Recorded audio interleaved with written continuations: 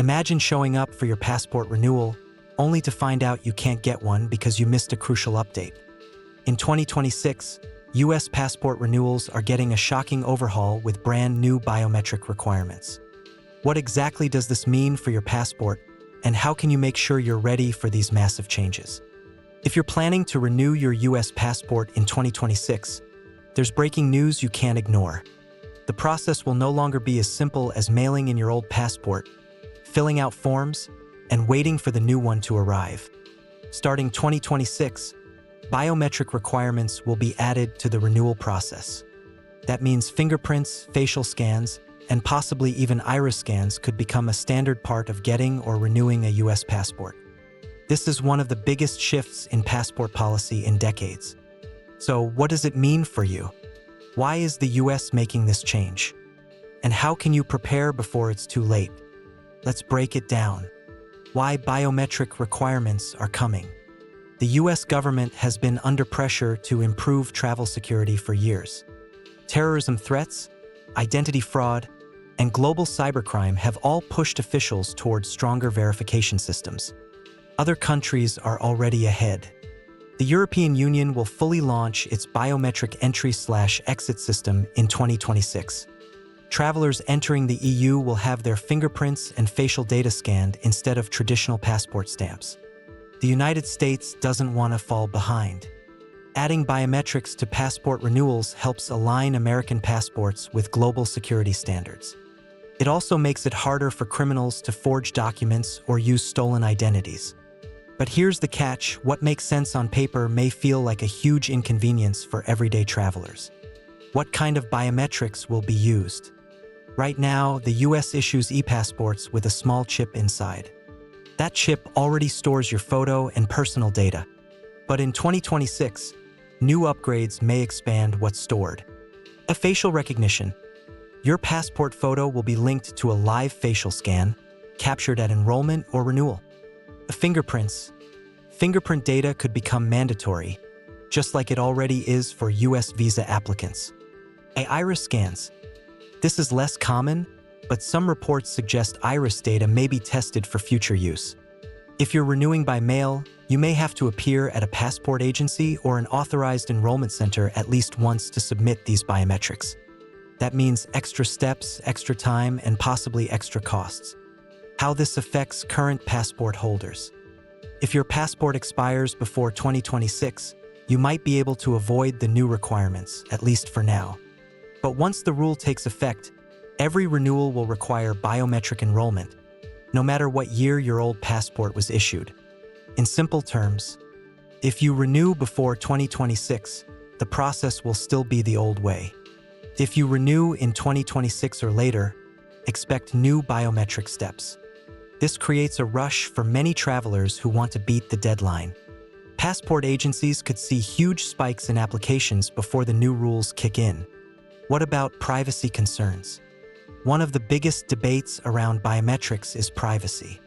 Many Americans are worried about how their data will be stored, who will have access to it, and whether it could be hacked.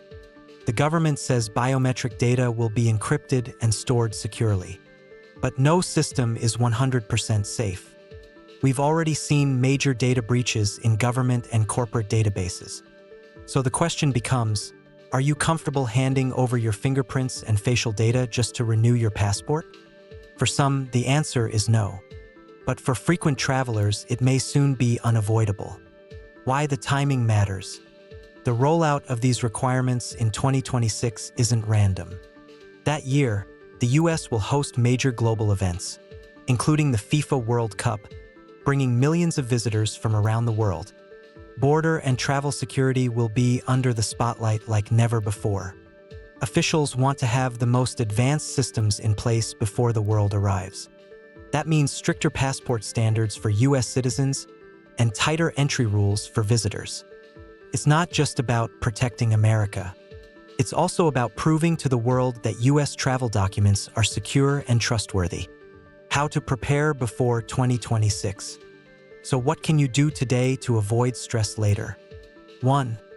Check your passport expiration date. If it expires in 2026 or soon after, consider renewing early in 2025. That way, you might avoid the biometric process for another 10 years. 2.